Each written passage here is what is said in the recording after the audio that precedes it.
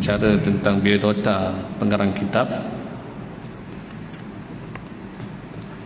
Maka hari ini kita akan masuk permulaan bacaan kitab ini, muka surat 4. Siapa yang memegang kitab tu, cuba semak muka surat 4. Bismillahirrahmanirrahim. Qala musannifu rahimallahu tabaraka wa ta'ala wa nafa'na bihi wa 'ulumihi fi darain amin. Syarhul qasidah Ilzam baba rabbik lil Imam Abdullah Al-Haddad rahimallahu ta'ala. Lil Imam Abdullah Al-Haddad rahimallahu ta'ala. Ilzam baba rabbik watruk kulladun. Lazimilah pintu Tuhanmu dan tinggalkan segala sesuatu selain Allah. Itu ungkapan kitab ini, qasidah. Adapun syarahnya, lihat. Sesungguhnya Allah Subhanahu wa taala telah mengkurniakan nikmat yang sangat banyak kepada hamba-Nya. Sangat banyak tu tak pernah henti tu. Allah beri nikmat kepada kita ni, tidak pernah ada kata-kata putus ataupun berhentinya nikmat, tak ada. Sebab itu setengah wali Allah yang memiliki maqam level malu yang amat sangat dengan Allah Ta'ala. Dah habislah, kita dah habis suk dah habis penghujung malu dengan Allah Ta'ala ni. Mereka tidak lagi berdoa. Mereka tidak berdoa bukan kerana sombong, tetapi mereka tidak berdoa kerana mereka melihat Allah itu tidak pernah tidak memberi. Justru itu, apa lagi nak? Terima sajalah yang Allah beri ini lebih baik daripada apa yang kita minta. Itu level tu lah ya. Ada pun level kita ni, beri banyak mana pun lupa nak bersyukur, ni masalah. Jadi kita, peringkat kita ni berdoa kerana apa? Kerana itu adab hamba dengan Tuhan.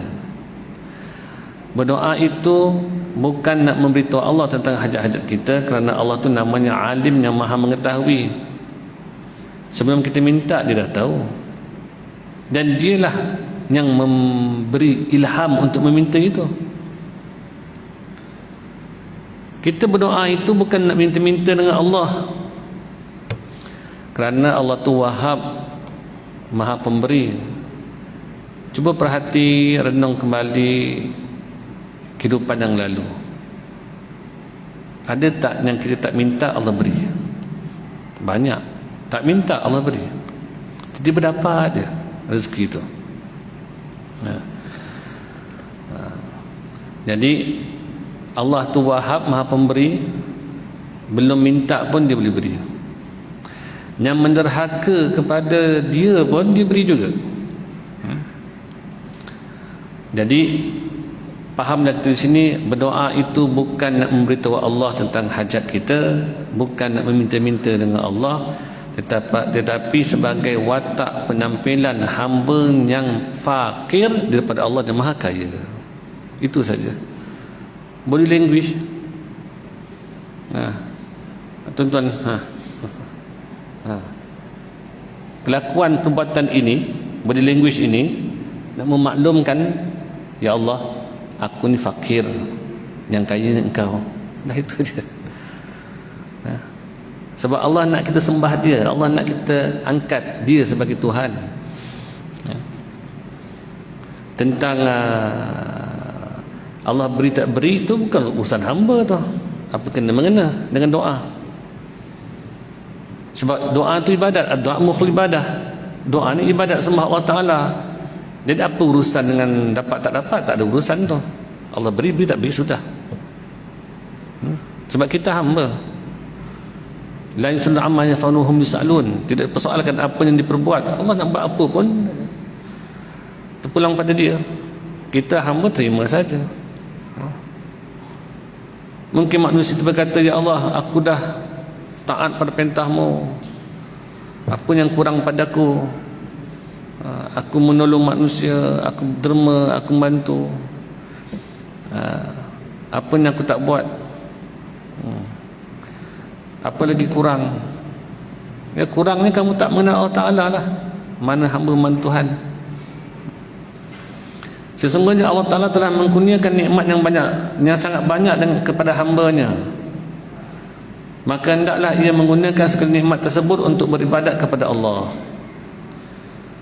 Cuba lihat, pagi-pagi kita bangun saja dah boleh bernafas, boleh kelip mata. Ada orang kalau dah kencing manis tinggi sangat tu, sampaikan kelopak mata pun jatuh, terpaksa buka begini tengok. Dapat buka tutupnya kelipan mata kita, itu nikmat besar tu. Bangun pagi boleh bernafas, boleh kencing jangan main, boleh kentut tu pun Masya Allah, itu nikmat besar tu. Kalaulah ada berlaku ketumbuhan pada urat kentut tu, agak-agak nak buat macam mana? Operation berapa ringgit? Ribu lah duit, belas ribu. Tu nikmat tu, boleh kentut, boleh kencing, boleh berak, kita semua ni nikmat besar. Sarapan pagi siap, makan, keluar rumah kena cahaya matahari. Siapa yang nak support vitamin pada badan kita? Allah lah. Tiba-tiba kita menderhakai Allah Ta'ala, langgar perintah dia. Bermakna berapa banyak kufur nikmat Allah Ta'ala. Nikmat pernafasan kita kufur, nikmat tenaga kita kufur, nikmat sarapan pagi tadi kita kufur, nikmat bumi berpijak, tempat kita berpijak, nikmat langit tempat kita berteduh, nikmat oksigen, nikmat udara, nikmat vitamin C yang Allah berikan pada kita, vitamin D ni semua ni daripada matahari, daripada gerak kita ni. Sesaat kita mengingkari Allah, sesaat itulah mengkufuri segala nikmat-nikmat Allah beri pada kita. Jadi kalau dikenang-kenangkan, direnung-renungkan, dalam satu hari itu tak tahu berapa banyak dosa kita, kufur nikmat itu. Itu dalam sehari, kalau dikumpul 40 tahun yang lalu, berapa banyak. Itulah diibaratkan dosa kita itu sebanyak pasir di padang sahara. Kita berdiri di padang sahara, seluas itulah dosa-dosa kita, butiran pasir itu. Namun apabila kita mendongak ke langit, mana lebih luas? Padang pasir sahara itukah ataupun langit? Langit lebih luas daripada padang pasir. Inilah perumpamaannya. Dosa banyak macam mana pun, pengampunan Allah Ta'ala mengatasi segala dosa-dosa kita. Mohon ampun pada Allah. Maka jadikan amalan istiqamah, memohon ampun, bertaubat ni amalan istiqamah setiap hari, saban hari taubat. Taubat daripada dosa yang sengaja ataupun tak sengaja, tahu ataupun tak tahu, taubat terus. Dan amalan bertaubat ini adalah merupakan amalan Nabi, sunnahnya Nabi. Dan bertaubat itu ibadat, bukan menanti dosa. Istighfar itu ibadat, bukan menanti salah. Kerana apa? Kerana Nabi pun bertaubat juga. Nabi tak ada dosa tapi bertaubat. Fahamlah kita di sini, jangan tunggu salah, jangan tunggu berdosa baru nak bertaubat. Bertaubatlah terus. Dan kita memang tak lepas lari, memang ada dosa. Nabi itu tidak ada dosa, jamin syurga, tapi bangun malam sampai bengkak-bengkak kaki. Sahabat bertanya, kenapa kamu menyiksa dirimu ya Rasulullah sampai bengkak-bengkak kaki? Apa kata Nabi? Tidakkah aku menjadi orang yang bersyukur? Dalam kan tak ada dosa tu pun Nabi bertaubat, dalam tak ada dosa tu pun Nabi bersyukur hidup dia. Syukur ini adalah satu sifat wali-wali Allah, kekasih Allah. Sampaikan kita dituntut untuk minta tolong daripada Allah agar boleh bersyukur. Allahumma inni ala zikrika wa syukrika wa husni ibadatik. Ya Allah, bantulah aku dalam mengingatimu. Ringan-ringan ibadat tu, Tak suruh rukuk sujud penat juga tu. 20 rakaat, lelah juga kita tarawih tu. Nak berjihad angkat pedang, penat. Nak bangun malam, hidup tidur nak bangun, penat. Ni, nak ingat tu je, duduk saja, ingat saja sambil baring tu nak ingat Allah. Itu pun tak mampu tu. Minta tolong dengan Allah. Allahumma inni ala zikrika wa syukrika, dan bantulah aku dalam mensyukuri nikmat Engkau. Jadi ingat Allah, syukur kepada Allah, dan bantulah aku juga dalam mendirikan amal-amal ketaatan, kesolehan. Fahamlah kita poin di sini. Bantulah aku dalam mengingatimu, bersyukur pada nikmatmu, dan mendirikan ketaatan, bahawa semua yang kita lihat sebenarnya tidak dapat dilakukan melainkan Allah bantu. Justru itu, faham di sini apa dia? Jangan merasai kita yang memperbuat. Kita buat, tetapi jangan rasa kita buat. Kita datang ke masjid, jangan rasa kita datang ke masjid, tetapi kita dibantu Allah untuk datang ke masjid. Feeling ni yang tidak ada pada diri kita sekarang ni. Nanti insyaAllah di depan tu nanti ada bicara tentang ibadat. Ibadat tu ada dua, satu zahir, satu ibadat batin. Kita halusi perkara dia. Kerana itulah tujuan mereka diciptakan, sebagaimana firman Allah SWT, wa ma khalaqtul jinna wal ins illa liya'budun. Maka hendaklah ia menggunakan segala nikmat tersebut untuk beribadat kepada Allah. Kerana itulah tujuan mereka diciptakan, sebagaimana firman Allah Ta'ala, wa ma khalaqtul jinna wal ins illa liya'budun. Dan aku tidak menciptakan jin dan manusia melainkan untuk mereka menyembah dan beribadat kepadaku. Ibnu Abbas radhiyallahu mentafsirkan tentang ayat ini, wa ma khalaqtul jinna wal ins illa liya'budun. Liya'budun ay tafsirannya liya'rifun. Tidak aku jadikan jin dan manusia melainkan untuk mereka mengenalku.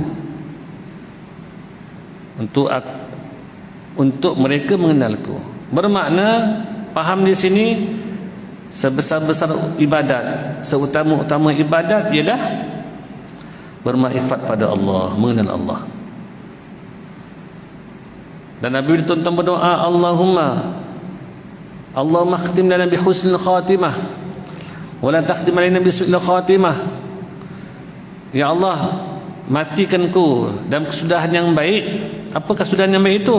Mati dalam bermakrifat pada Allah, mati mengenal Allah. Tak kisahlah mati di mana, di masjid ataupun di rumah ataupun di hospital, tapi mati di sana itu kita mengenal Allah Ta'ala. Itu yang terlebih utama. Dan firman-Nya, firman Allah SWT, wa ma umiru illa liya'budullaha mukhlishina lahud-din hunafa. Padahal mereka tidak diperintahkan melainkan supaya menyembah mereka akan Allah dengan mengikhlaskan ibadat kepadanya, lagi tetap teguh di atas tauhid.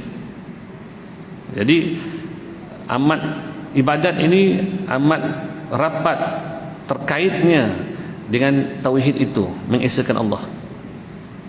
Kita belajar bab solat berbulan-bulan, tetapi solatnya satu hari cuma 17 rakaat, 17 minit je lah. Satu rakaat 1 minit, lebih sikit 20 minit. Partikelnya tu, amali dia tu ialah 20 minit.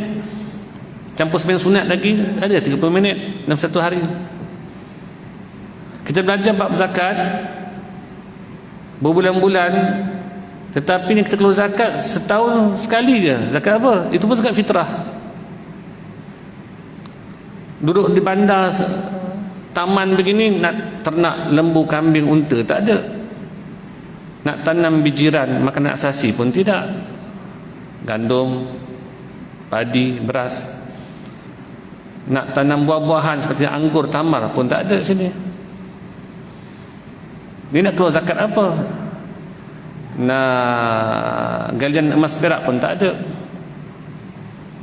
Duit pun tak pernah menyimpan, habis setiap bulan. Yang ada pun zakat fitrah.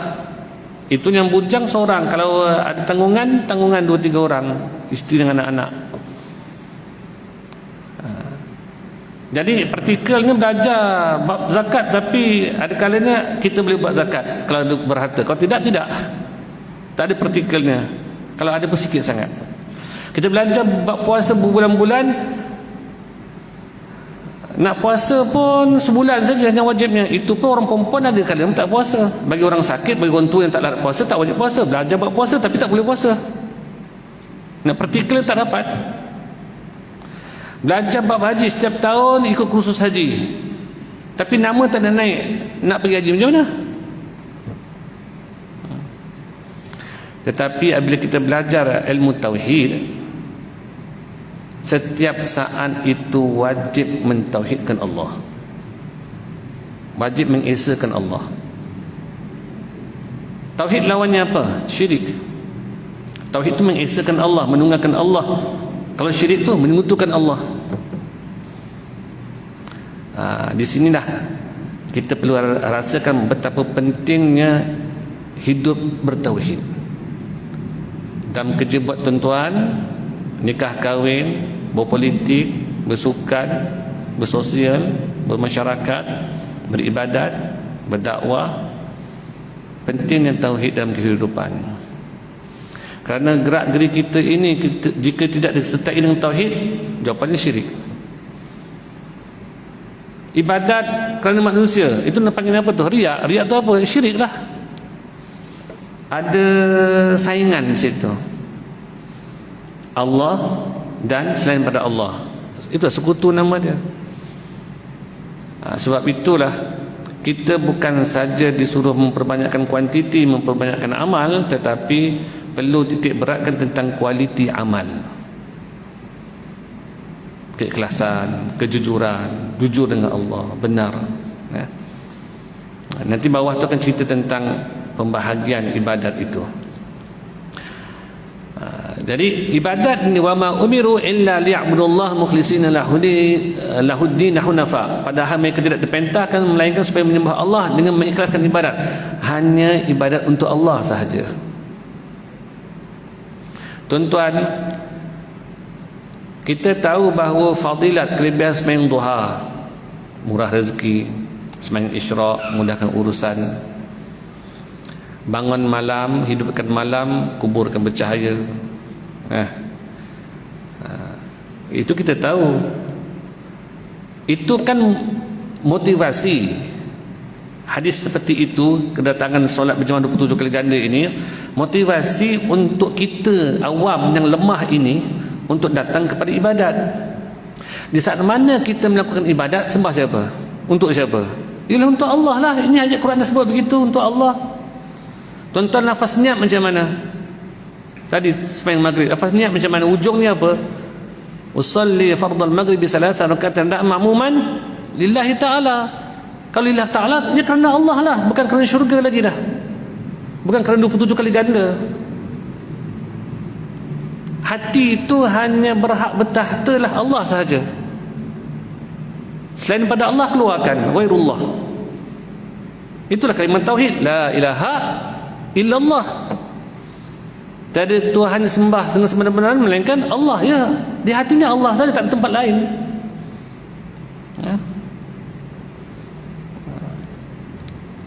Oleh itu, dalam bait, dalam qasidah ini,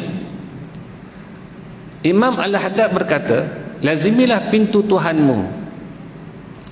Apakah maksud lazimilah pintu Tuhanmu? Yakni lazimilah beribadat kepadanya. Maka ibadat itu diumpamakan seperti pintu. Imam Al-Haddad satu analoginya itu, perumpamaan yang dibuat ialah ibadat itu bagaikan pintu untuk bertemu dengan Allah. Jadi siapa nak bertemu dengan Allah, ibadatlah. Tetapi ibadat tu hanya untuk dia, bukan untuk selain daripada dia. Hanya untuk dia sahaja. Kerana pintu menuju Allah adalah ibadat. Dalam ibadat itu ada dua bahagian, iaitu ibadat zahir dan ibadat batin. Jadi sebelum saya baca ni, saya nak ajak tuan-tuan supaya lakarkan di minda kita ni peta minda. Pertama, letakkan atas sekali ilmu. Nak dapat ilmu, pergi belajar.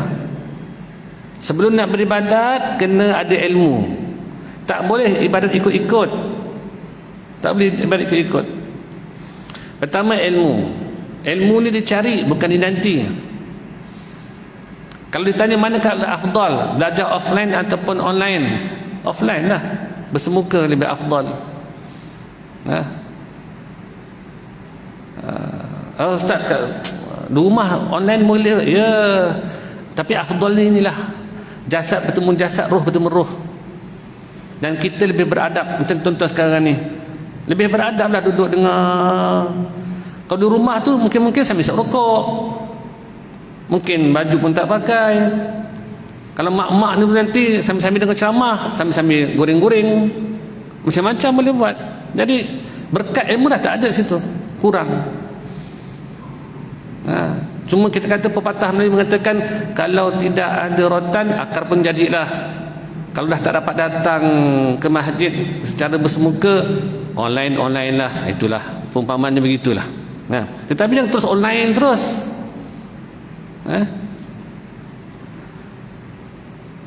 Ini satu jemputan kuliah, kan selalu dijemput mendengar datang kuliah. AJK hantar dah poster kan. Tetapi kalau kenduri buat online dengan offline, nak pilih yang mana? Majlis akikah, tuan imam, anak lakinya 2 ekor kambing, siap gambar poster, kambing golek lagi. Ada 2 cara, satu offline, satu online. Tuan-tuan pilih mana?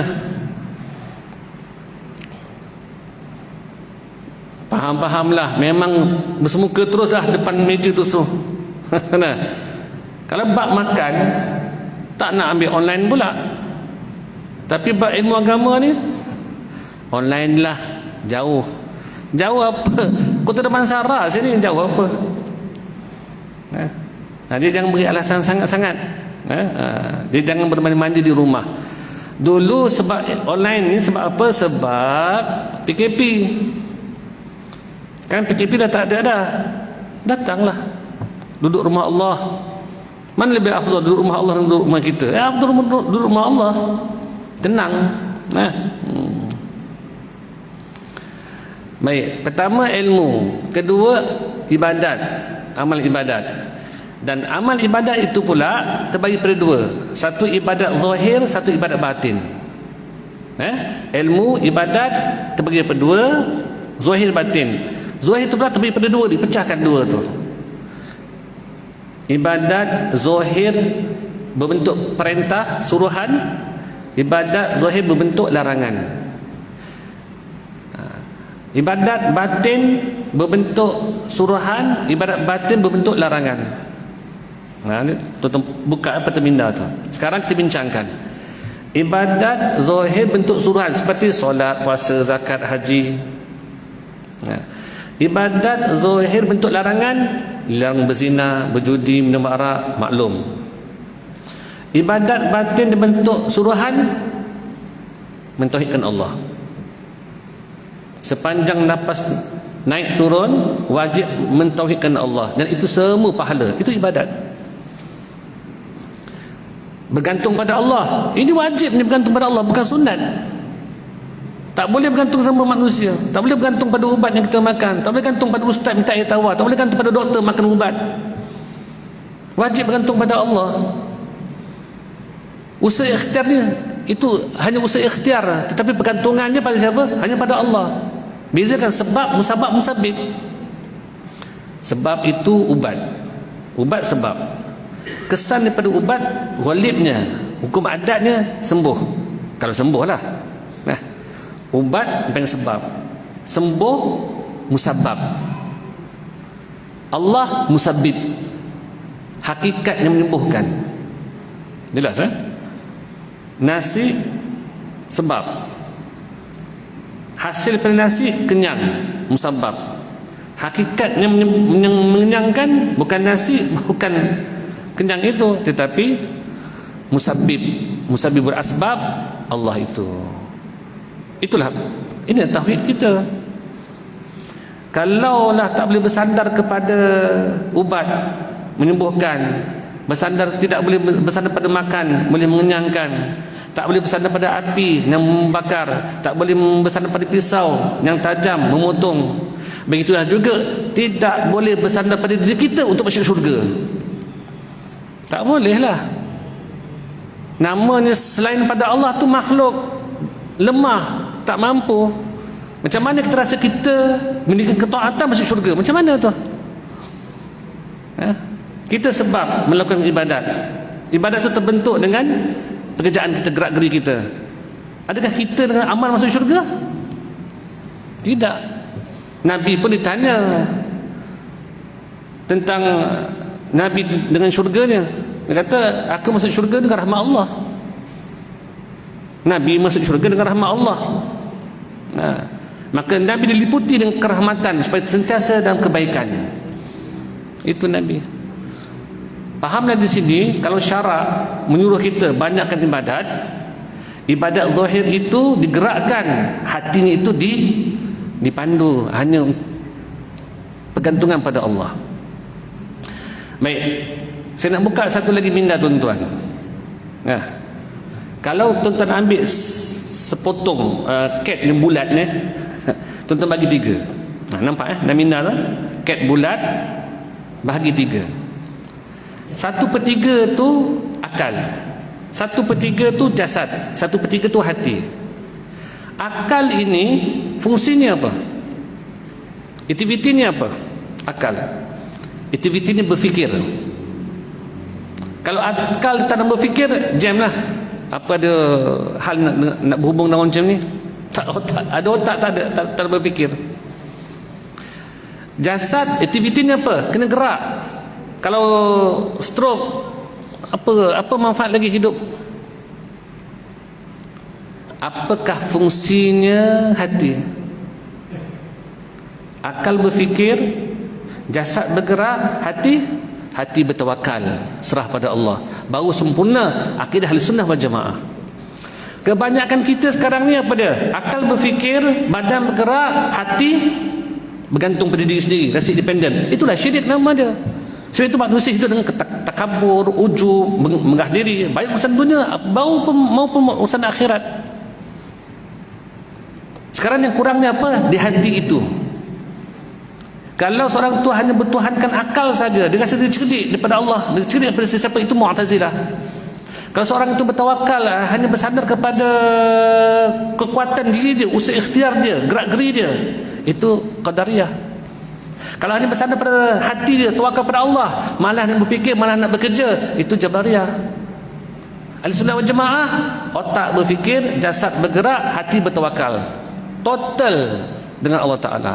Itulah Ahlussunnah wal Jamaah, baru sempurna. Tuan-tuan datang ke masjid, tuan-tuan solat, hati tawakal, Allah yang menentukan, bukan solat kita.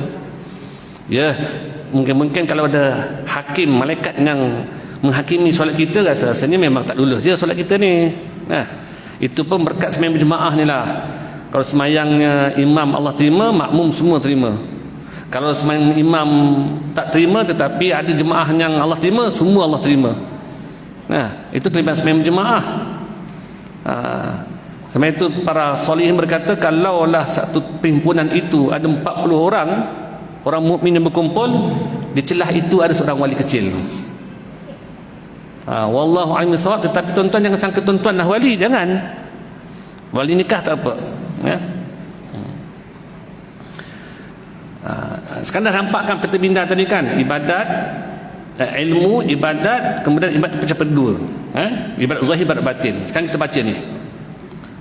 Satu lagi tak sebut lagi. Tadi ibadat batin bentuk suruhan. Wajib mentauhidkan Allah, wajib bertawakal pada Allah, wajib berserah pada Allah, wajib redha pada Allah, wajib bersyukur pada Allah. Semua wajib. Ibadat tu semua tu, ibadat batin nama dia. Berpahala tu. Kemudian ibadat batin dalam bentuk larangan. Dilarangan syirik. Dilarang syirik. Dilarang berputus asa. Berdosa tu.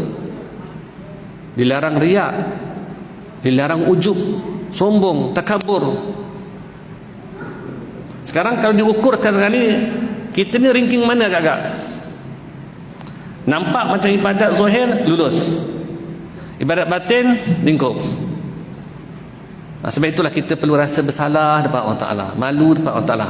Solat dalam keadaan rasa keakuan diri, rasa independen. Rupanya 40 tahun menyembah patung ciptaan dirinya yang namanya aku soleh, aku wara, aku alim, aku. Bangun malam dirasakan orang lain tidur. Bersedekah dirasakan orang lain kedekut. Datang solat berjemaah dirasakan orang lain tak ambil tahu tentang masjid.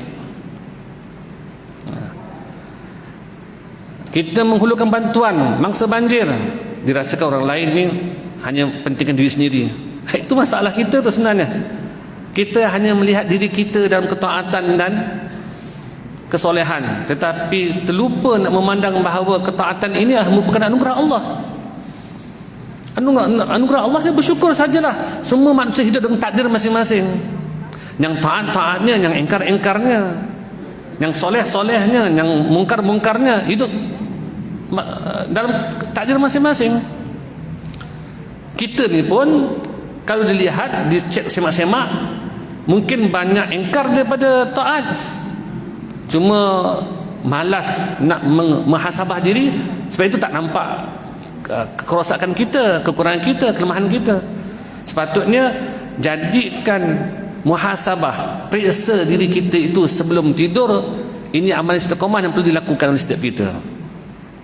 Kalau tuan-tuan kita nak jadikan diri kita baik, bertambah baik, setiap malam sebelum tidur semak diri masing-masing. Jangan semak isteri. Isteri ni hari ni bebel je. Memang itu terapi orang perempuan. Biarlah dia membebel. Dan untuk kita pahala terus tu. Kalau kita bersabar dengan isteri membebel tu, pahala tak sabar tu? Pahala. Justru itu minta panjangkan umur dia supaya teruskan membebel tu.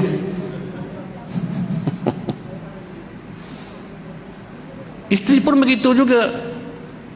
Kena isteri suami yang garang. Dah lah beri sebulan RM200, tapi nak makan semua sedap-sedap. Hari ni makan udang galah, besok makan udang harimau. Yelah, yang nak makan pun harimau juga. Sabarlah dengan suami itu. Pahala, ya pahala. Doakan suami itu panjang umur dia. Ya. Sayyidina Umar itu pun, siapa tak kenal Sayyidina Umar? Hulu balangnya dalam orang Islam tu, dia lah hulu balangnya. Oh, hebat dia. Pantang sikit dia. Kalau salah apa pun nak cabut pedang dia Sayyidina Umar ni. Ada Badui ni kira orang kampung lah, ulang ulu, bawah kaki bukit ni. Orang kampung, orang bukit, orang Badui, masuk ke masjid, kencing kat masjid tu. Dia masjid dulu tak ada kapet, semua pasir saja. Kencing, sahabat-sahabat dia dah gitu dah, nak tarik dah. Izinkan kami bereskan dia. Tapi tak payah, kamu pergi ambil air, jurus dia. Di situ Nabi ajar akhlak, sabar dalam berdakwah, menegur, menasihati. Keduanya tunjukkan ini cara fiqh hukumnya. Kalau orang terkencing dalam najis, ada najis dalam air kencing di masjid, juruskan saja air, maka air itu akan mendak ke bawah. Najis dah dua ke bawah sekarang ni, dah tak ada masalah. Ada pun kapet pula, macam mana pula? Takkan nak jurus air busur ramai-ramai. Kalau kapet ni boleh diangkat, boleh diangkat, ada ruang yang diangkat, tadahkan saja besin bawah tu, juruskan air. Kalau dah tak boleh juga, maka kalaulah nak tuskan air tak boleh, jurus air tak boleh, maka alaskan saja. Kalau dah kering, alaskan saja dengan sejadah, semayang atas tu, tak ada masalah. Tetapi Sayyidina Umar tu garang-garang pun, satu hari tu rupanya isterinya garang juga. Dia pasangan kan, kalau garang-garang lah baru steady sikit. Nak meluahkan perasaan keluhan dia pada Nabi. Minta maaf, ini kisahnya seorang sahabat, dia dah tension dengan isteri. Jadi dia pun nak mengeluh lah, beri laporan kepada Sayyidina Umar sebagai khalifah waktu zaman itu.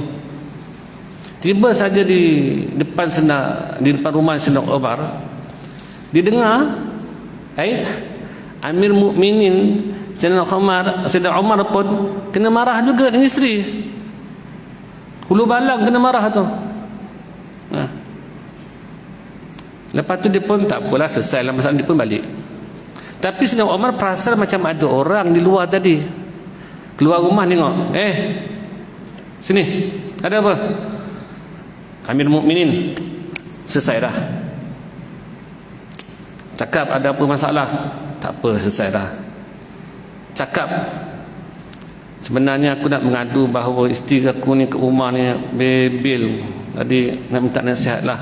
Tapi setelah datang di sini, rupanya engkau pun sama juga. Kata Sayyidina Umar, mari sini. Apa yang dikata semalam tu, yang bebel tu, dah tak ada hari ni. Apa yang dikata hari ni, besok dia tentu ada. Faham? Faham Amir Mukminin. Balik dia. Jadi kita ambil iktibar ni. Kalau isteri kita membebel semalam, hari ni dah tak ada. Semalam tu lepas dah. Kalau dia membebel lagi ni, mungkin besok dah tak ada. Sabar untuk hari ni sahaja, cukuplah. Besok bangun ada lagi. Sabar untuk hari ni pula. Mungkin besok dah tak ada. Ini last ni. Besok-besok ada lagi. Sampai berapa tahun masih ada lagi. Memang umur dia panjang. Dia jaga kesihatan, jaga senaman. Nah, kita tak jaga kesihatan. Sebenarnya selama ada isteri begitu, sabar berpahala terus kan? Dia pahala lah. Seorang wali Sulu, dia ada seorang isteri yang Masya Allah, kalau katakan duduk di Kota Damansara ni, sekitar Kota Damansara semua tahu mulutnya isteri wali ni, syekh ni. Sampai kena ada lah orang cocok, syekh, perempuan macam ni ceraikanlah, adalah hidung kembang bulat, hitam lagi, kontot, cari yang lainnya, tinggalkan perempuan ni. Kata wali ini, aku takkan ceraikan dia sampai mati, kerana selama mana aku bersama dengan dia, Allah bersama dengan aku. Dalilnya apa? Innallaha ma'as-sabirin. Sungguhnya Allah Ta'ala bersama dengan orang-orang yang sabar. Jadi selama mana kita sabar dengan isteri kita, Allah bersama kita. Justru itu, kalau ambil iktibar daripada cerita ini, tak ada ruang nak lepaskan talak tu, tak ada. Jangan lepaskan talak, biar dia situ ya. Jaga terus pergi makan, hari raya bawa jalan, travel. Tengah travel tu pun kena marah juga. Ya, bawa teruslah, jangan tinggalkan tepi jalan. Jadi ibadat batin tu sebenarnya yang perlu dititik beratkan. Zahir ni ramai orang yang buat. Cuba lihat, kalau Jumaat ramai tak orang masuk masjid? Ramai. Banyak ibadat dia, banyak, sampai ke sembahyang depan pintu. Tak tahu sembahyang apa. Lepas sembahyang, lepas habis salam bangun lagi sembahyang. Kat rumah tak tahu pegang apa. Mungkin pegang remote saja. Kat sini pegang tasbih terus kita. Dia kelakuan zahir ni boleh berubah-ubah, boleh buat, boleh dilakonkan. Kalau dah mau pelakon, lagi kuat berlakon. Maka akhirnya timbul penyakit munafik. Timbul penyakit munafik. Tapi kalau redha, sabar, Allah saja yang Maha mengetahui. Sabar dengan anak yang ramai, degil-degil tu anak-anak tu, ya pahala terus tu. Kita menasihati, tegur. Kalau anak kecil kita beli rotan, anak yang sudah remaja 15 tahun ke atas tak boleh rotan dah, bukan masa rotan tu. Nasihat, tegur, doa. Kalau ikut tak ikut sudahlah, nak macam mana. Ingatkan, kenangkan kisah-kisah Nabi dulu. Ada Nabi-Nabi, isteri tak ikut dakwahnya, anak-anak tak ikut dakwahnya. Ya, kalau kita macam kita ni, ustaz pun bukan, macamnya pengurus bank saja, ataupun kerani saja, ataupun gunting rambut saja, tiba-tiba isteri nak taat pada kita, tak melebihi daripada isteri Nabi lah, kata. Ya, sabarlah kerana ni. Maka itu semuanya ibadat ya. Jadi yang perlu sekarang ni kita fikirkan bagaimana ibadat zahir beriringan dengan ibadat batin.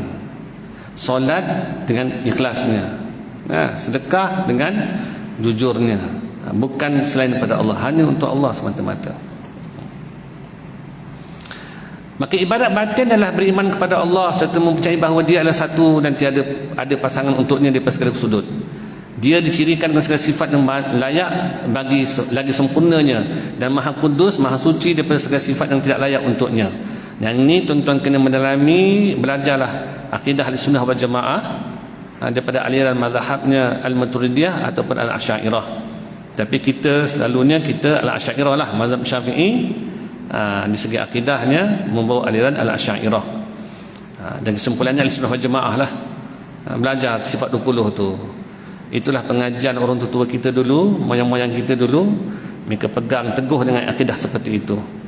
Dan kita perlu faham pengajian sifat 20 itu satu metod pengajian, cara nak belajar nak kenal Allah Ta'ala, teorinya itu. Tetapi kita tidak boleh beriktikad Allah hanya sifat 20 saja, dan tidak boleh juga beriktikad Allah hanya 99 saja. Sebab namanya itu 99, kita pun beriktikad Allah sifat 99. Tidak. Wajib kita beriktikad Allah memiliki segala sifat kesempurnaan, maha suci Allah daripada sifat-sifat kekurangan. Itu iktikad kita. Adapun untuk memahami, untuk mengenal Allah Ta'ala itu, pengajiannya belajar sifat 20. Maka ulama berkata, kenapa orang awam diminta belajar sifat 20? Kerana itulah akal yang mampu orang awam belajar. Sebut 20 tu okey-okey lah sikit. Mari kita belajar ilmu sifat 99. Dengan 99 pun dah tak datang kelas dah. Kena belajar. Mari kita belajar sifat 1000, sifat-sifat Allah Ta'ala. Lagi awet. Kalau 20 tu okey-okey sikit lah.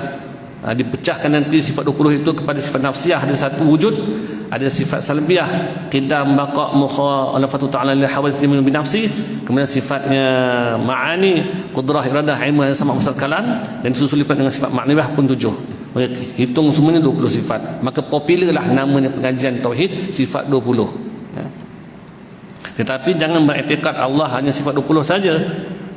Allah itu wajib kita i'tiqad Dia memiliki segala sifat kesempurnaan, maha suci Allah daripada sifat kekurangan. Mempercayai bahawa segala sesuatu yang dibawa oleh Rasul adalah benar dan tidak ada keraguan padanya. Itu antaranya tauhid yang perlu kita bawa. Mencintai Allah, mengetahui sifat-sifat keagungan Al-Jalal, sifat-sifat keindahan Al-Jamal, dan sifat-sifat kebesaran Al-Kibriya, serta menghiasi diri dengan semua sifat mulia dan membersihkan diri daripada semua sifat keji. Lepas azan kita sambung sikit lagi tentang ibadat zahir.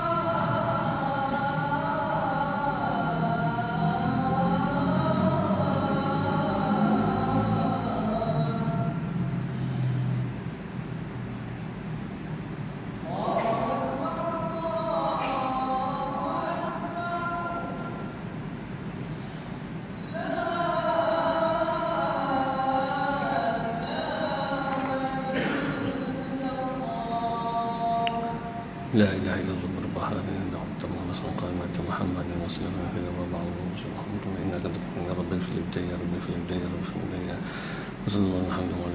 alhamdulillah alamin. Seterusnya, manakala ibadat zahir adalah menggunakan semua anggota badan untuk menyembahnya, badan kena bergerak, jasad tu kena bergerak. Baru sempurna tu akal berfikir, jasad bergerak. Sama ada fardu ataupun sunat, serta memeliharanya daripada segala perbuatan dosa dan kezaliman. Dan itu dapat dilakukan dengan mengetahui hukum, hakam, wajib, sunnah, mubah, makruh dan haram. Ini kena melalui pengajian kitab fiqh untuk mengetahui hukum-hukum yang disebutkan tadi. Hukum 5 lah, masyhur disebut hukum 5. Wajib, sunat, makruh, harus, haram. Dan kalau ditanya kitab fiqh mana nak belajar ni, fiqh mazhab Syafi'i, yang seiring dengan pengamalan masyarakat tempatan agar kita tidak bertelingkah berselisih. Kerana pertelingkahan perselisihan ini antara salah satu penyakit-penyakit hati. Penyakit hati. Kadang-kadang orang berselisih bukan kerana berbeza mazhab dengan mazhab, berselisih dalam mazhab sendiri pun berselisih. Dalam mazhab Syafi'i sendiri pun ada pendapat-pendapat yang kuat, ada yang lemah. Tak kisahlah siapa nak amal macam mana pun. Kadang-kadang dikarenakan salah faham tentang menghukumkan sesuatu itu. Contoh, kita selalu cakapkan angkat takbiratul ihram. Angkat apa takbiratul ihram tu? Angkat tangan kan? Angkat tangan tu sunat itu. Angkat tangan pada 4 tempat. Ketika saat menyebut takbiratul ihram, Allahu Akbar. Ketika nak berpindah qiyam kepada rakaat, ketika mana rakaat pada i'tidal, dan ketika mana rakaat kedua lepas tasyahud awal nak bangun rakaat ketiga. Sunat angkat tangan. Tetapi kalau ada jemaah kita tak angkat tangan, ya sunat kan, sunat hay'ah saja, tak apalah, biarlah. Begitu juga cara kita solat. Kaki itu mazhab Syafi'i dia sejengkal jaraknya itu. Kalau mazhab Hanafi setapak tangan ni, saya tu nampak orang mazhab Hanafi sembahyang rapat, kita sejengkal. Ada orang rapat, ada orang lebih daripada sejengkal. Ya, itu sunat, siapa buat dapat pahala, taklah kata. Begitu juga duduk tawarruk, tasyahud akhir sunat duduk tawarruk.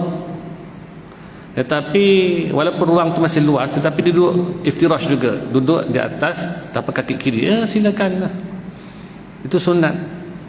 Tak perlu kita sampai nak mengatakan mesti begitu, nanti memberatkan sesama kita. Sebenarnya perlu faham bahawa berselisih tentang khilaf seperti ini mainan syaitan.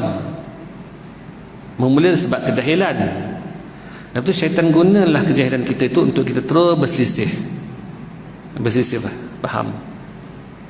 Bukan kadang-kadang tu ini kejahilan dulu lah sebenarnya berselisih tu. Macam baru-baru ni kan kita sambut hari raya kan. Jangan salahkan sesiapa, sebab negara kita di Sabah sana, Sabah jajahan Malaysia. Bila nampak anak bulan, maka hukumnya satu Malaysia lah, raya. So raya pun nak gaduh juga. Raya lah. Dalam Islam tu puasanya sama 29-30, itu saja. Siapa puasa 29 selesai, tak perlu qada. Siapa puasa 30 silakan. Ada orang bertanya, anak saya Ustaz, Zuhur ni nak terbang masuk Singapura, sunat kerja. Hari ni dah raya, Singapura masih puasa, macam mana? Ya, makan dulu, kenyang-kenyang di sini.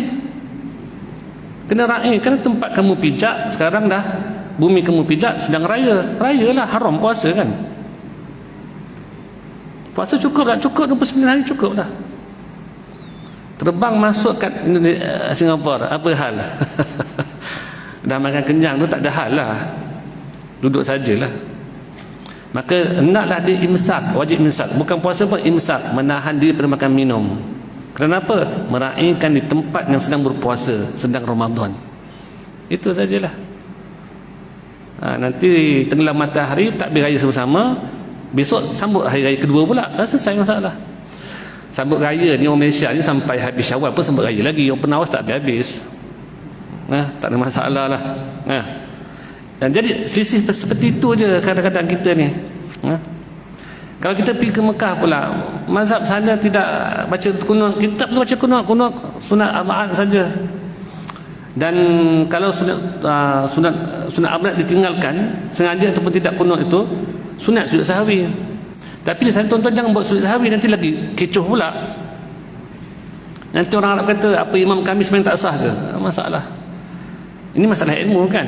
Kalau ilmu tu dipahami dengan cara betul, selesai masalah kita hidup macam mana pun. Macam orang pandai main takraw lah. Bola jatuh belah kanan, dia bagi libas pari. Jatuh belah kiri, dia gulung. Terpacak atas kepala, dia tongkatnya. Buah takraw atas net, dia tikamnya. Macam-macam skill dia boleh buat. Sebab apa? Sebab dia pakar. Jadi kalau kita ada ilmu ni, silap macam mana pun tak ada masalah. Tuan-tuan masuk-masuk si masjid, Pak Imam dah kata ihram sembahyang solat jenazah. Tuan-tuan nak niat apa tak tahu, perempuan ke lelaki ni? Ya, senang saja. Saja aku sembahyang ke atas mayat dan sembahyangkan imam. Selesai masalah. 4 takbir kerana Allah Ta'ala. Kerana apa? Kalau imam tu sembahyang untuk perempuan, aku seperti itulah. Kalau mayat untuk lelaki, aku pun seperti Pak Imam jugalah. Sekarang senang begitu. Lewat pula, datang masjid pula, jenazah dah sampai ke kubur. Ya, tak apalah, orang tengah dah tanam, Pak Imam tengah buat tahlil, doa selamat, kita doa tahlil arwah, kita pun berdiri tepi depan lintang kubur tu, sebenarnya tu kubur pula pun boleh, tak ada masalah. Ini kan ilmu. Jadi ingat, antara penyakit hati ini suka berselisih, dan syaitan amat suka perkara ini, dan dia lah mengapi-apikan kita supaya amal kita binasa. Dah buat amal soleh dan masa sama buat amal toleh pula. Jadi dalam perkara ini ingatkan, kita ada ibadat zahir, ada ibadat batin. Solat rokok kita betul dah, sempurna, puasa kita cantik dah, tetapi jangan ada riak, jangan ada ujub. Maka combinekan, satukan keduanya, ibadat zahir dan batin, bahawa sempurnalah amalan kita. Wabillahi taufiq, insyaallah. Nakifana walhamdulillah. Bismillahirrahmanirrahim. Alhamdulillah wa sallallahu alaihi wa sallam. Allahumma taqabbal du'ana innaka sami'un wa tub 'alaina innaka tawwabur rahim. Allahumma al-haqqa haqqa warzuqna ittiba'ah wa al-batil mujtaba. Allahumma na'udzu min ilmin fa' wal qalbi la yakhsha wa 'amila fa' wa du'a sa Allah faqihna fid din wa 'ala rahmatika ya arhamar rahimin. Alhamdulillah. Bismillahirrahmanirrahim.